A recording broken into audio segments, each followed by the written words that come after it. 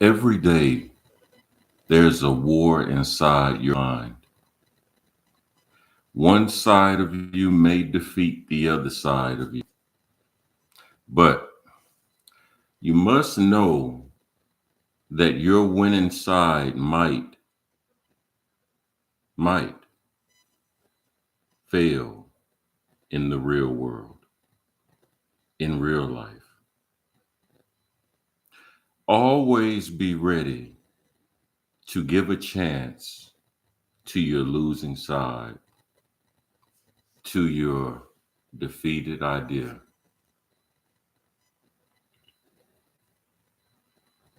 What makes a good fight? I have seen some fights in my life. I've seen some very brutal fights in my life.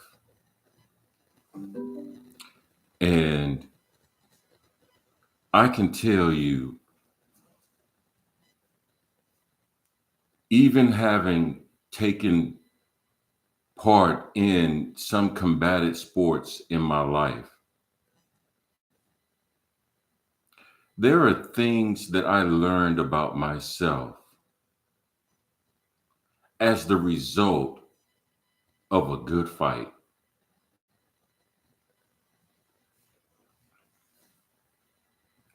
So, how is fighting related to some of life's lessons? Let's look at it. What did you learn about yourself as the result of a good fight? Let's look at it. Fighting can be defined as, but not limited to, violence, conflict, to express encouragement, incitement, support, to contend in battle, to contend perseveringly against opposition. Now, when we was talking about a good fight,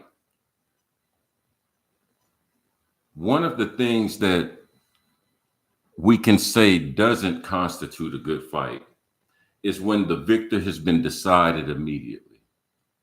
Now think about it. How many times have you watched a boxing match? How many times have you watched any sporting event where there was a mismatch in terms of the caliber or level of the opponents playing each other? This team here was highly skilled and this team here was not very skilled at all. This person here is a world champion in boxing, and this person here was a rookie first year in boxing and they fought. When you see that clash, unless there's some upset of the century, and that has happened at times, but that's been very few, far in between, you're not interested. You're not interested at all. Because when you see a good fight, you want to see opponents that are as closely, equally matched as possible. Thank you so much, Veronica, for coming in. Thank you so much. You do not find any pleasure when, as soon as the boxing match starts, Mike Tyson has knocked them out in the last 30 seconds of the first 30 seconds of the fight. What you do like is when you have two individuals, again, let's take boxing. You have two individuals that are going to contend against each other. And it is an equally it's an equal match. And because that match is so equal, you as the viewer, you're interested in knowing how is person A going to deal with person B? Because usually whatever strength person A has, person B has a strength that is totally opposite of what person A is accustomed to. Now, let's look at this for a minute. I want to make sure we understand what makes a really good fight. Now, I'm not talking about having to see blood or anything like that. It can be a football game. Whatever sport it is that you can think of that is tolerable to you. Think in terms of the best match you ever saw. It was usually a situation when the game came down to the last wire, last second, of the game, last minute of the game, whatever.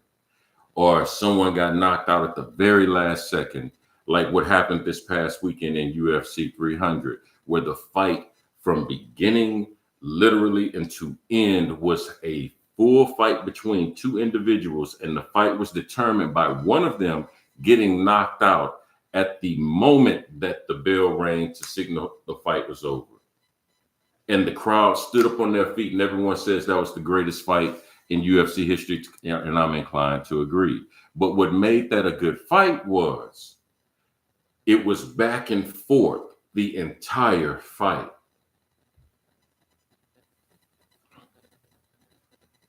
When you're in a fight, you learn a lot about yourself. I can speak for myself. When I did amateur MMA, what I learned was when you are in that cage, in that ring, for the very first time, and they close that cage while the referee steps out of that ring, you are given an existential experience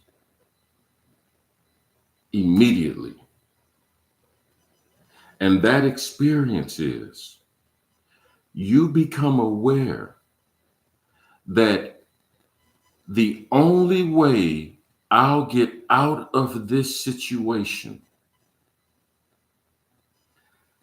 is if I get myself out of this situation. And how? Because help isn't coming. On the other side, there's someone that wants to take you out. That's why they're here. And they're one of the best at what they do, because that's why you're meeting them. And their mindset is just as determined as yours to defend yourself and beat them. Yours is just as theirs is just as committed to beating you. And you realize immediately, I have to get myself out of this situation. What does that involve? Well, you got to have the will, number one. You have to have your mind made up that come hell or high water, I will survive this situation. I will come out on top in this situation. You have to have the will, first off, to survive. That's number one. Number two, then you have to have the ability to endure. See why they always talk about life as a fight? You have to fight the fight for survival, survival of the fittest, because you have to have these traits in order to go forward in life. This doesn't even get you like the rewards. That's just the ticket to the dance. You have to have the will. You have to want to be here. And you have to have your mind made up that you're going to stay here as long as you can because you have the will. I will endure. Pain is a natural part of life. You're going to endure a lot of pain in life, such that at times it will break you. If you want to know what the pain of life can do to you, if you haven't been experienced yet, look at your favorite fight. You ever seen a very bloody battle, but in a good fight?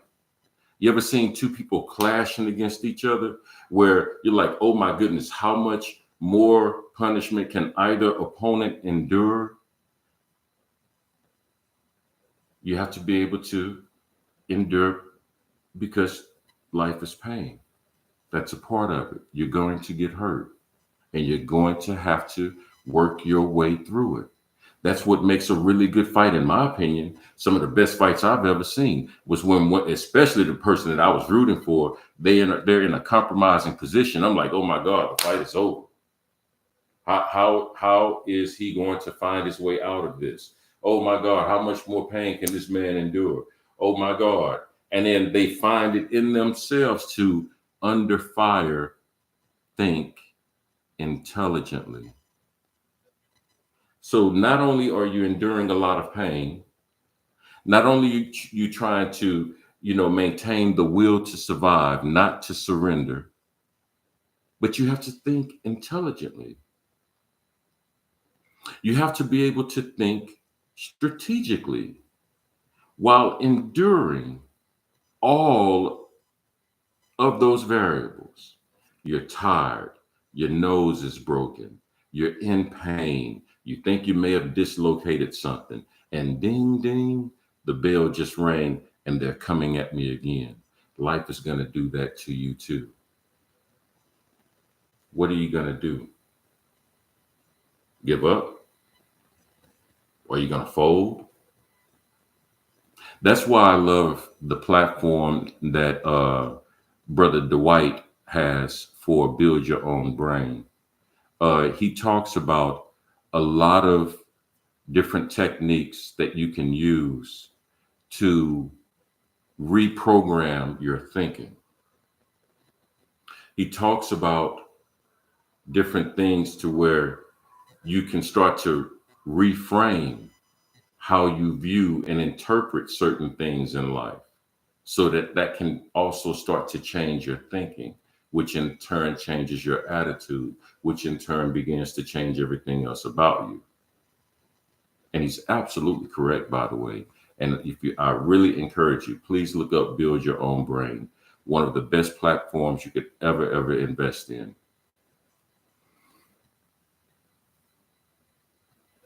But I have a different way of looking at that.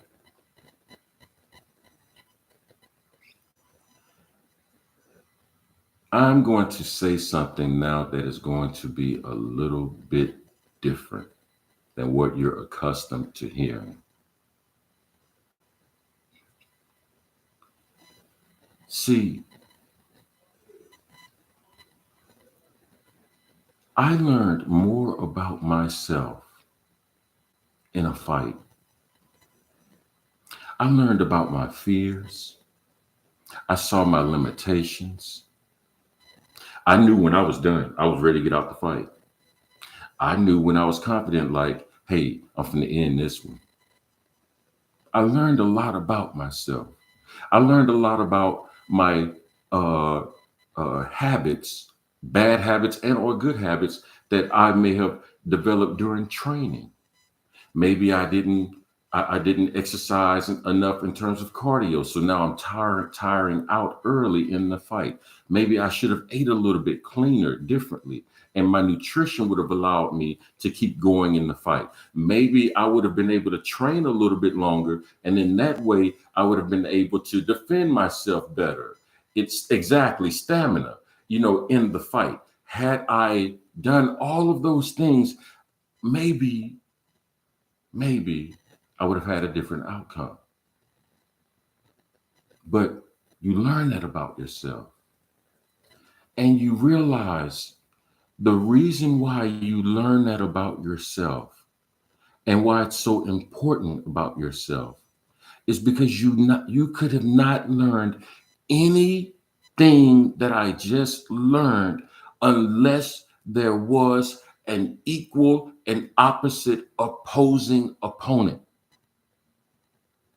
And you usually learn more about yourself in terms of the degree of the threat that the opponent presents you.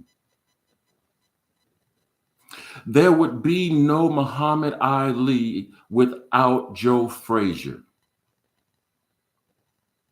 There would never have been a Joe Biden without a Donald Trump. There would never have been a Los Angeles Lakers and Magic Johnson without the Boston Celtics and Larry Bird. Now in rap right now, they're having a huge thing that's really cool to watch, by the way. It's a lot of fun. Right now, it's a lot of fun to watch hip hop. Drake, rapper on top, is going up against one of the other best rappers ever, Kendrick Lamar.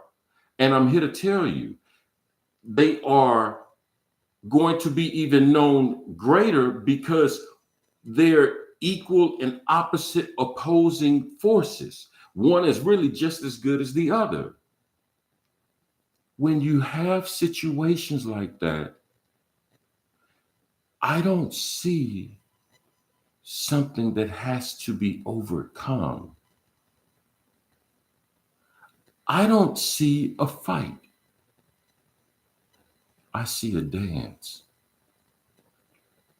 Because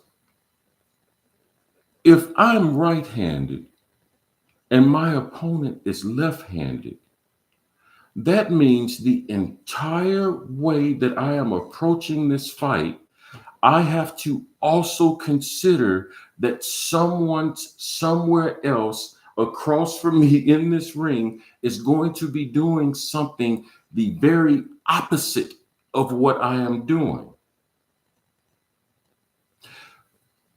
But what gives that so much significance is that it's a relationship. It's a dance. The purpose of the fight is not the win. The purpose of the fight is the moment. Any fighter will tell you that. And the reason it's the moment is because it's a dance. It's a relationship. So much. It's an intimacy. So much that even in the most brutal fights where neither fighter ever returned the same person that they were prior to that fight, the first thing they do is thank their opponent. Because you start to realize there is no me if there is no you.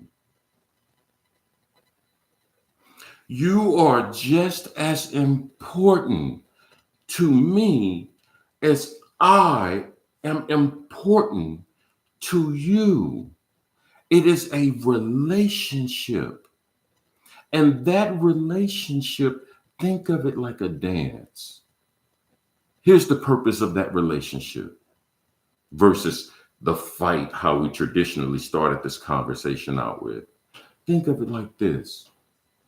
When you dance with someone, you're holding her by her waist, she's holding you by your shoulder, and you start dancing.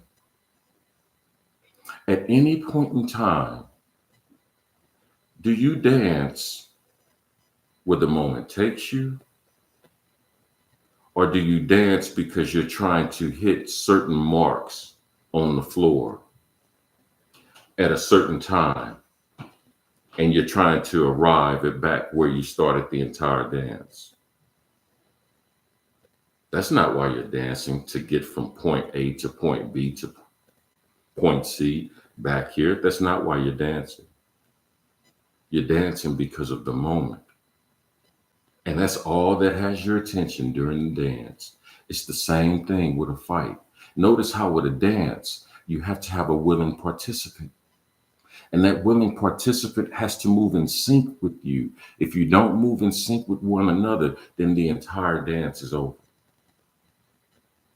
If at any given point in time you're not moving together, even if one person can't dance, such as myself, if you still can move in sync with each other, people can view who's the skilled dancer, who isn't the skilled dancer, but now they see the relationship.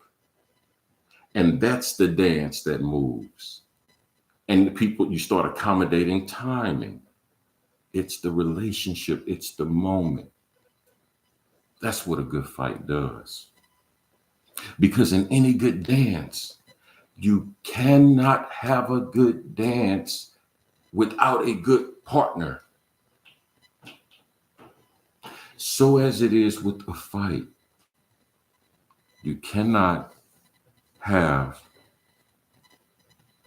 a good fight without an excellent, equal, and opposite opposing force. If everything that I said made sense, if you agree with what I just said,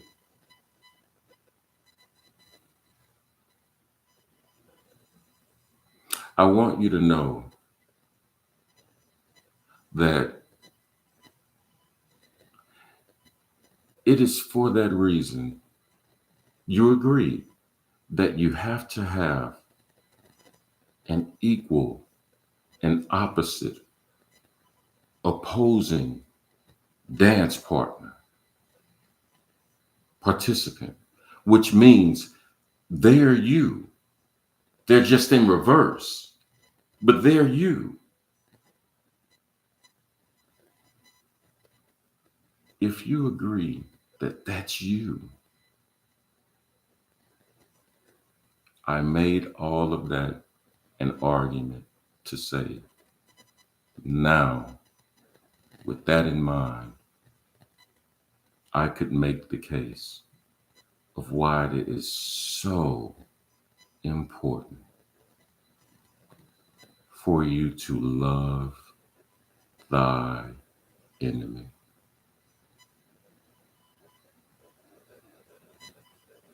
That's you. Just saying.